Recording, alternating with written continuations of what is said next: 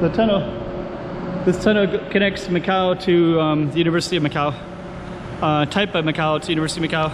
And basically it's over on the Hengqin Island side. Let's go check out the road. Okay, I'm the content creator for this channel. If you like what I'm doing, just subscribe and hit the like button. Actually, all of it's dry now. Earlier it was all wet. There's always leakage, so they're always repairing this tunnel almost constantly. And actually, like up here, now I see all the. So I'm gonna drive a little slower because of the. But yeah, I can see how wet that is. So it's always leaking a little bit. There's a lot of moisture in the air. It's also humid, anyways. But yeah, this tunnel goes under the water and connects Hengqin Island with Taipa. And Taipa is where Cotai is at. It's the kind of the casino area of Macau. And when you come out to the other side, you have the University of Macau, and it's surrounded by walls and like a moat, and like immigration officers that make sure nobody sneaks in from China into the Macau side. So it's pretty well guarded. But they say that in the future, even before the 50-year lease, right now Macau is.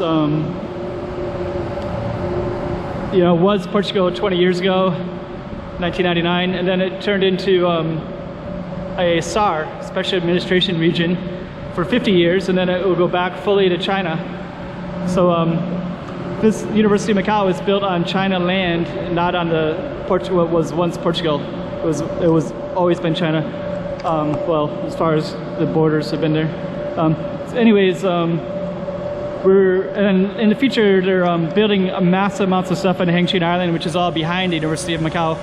So later they think that maybe that island might become part of Macau, kind of given to Macau from mainland China. And if that's the case, then Macau will expand by quadruple the size.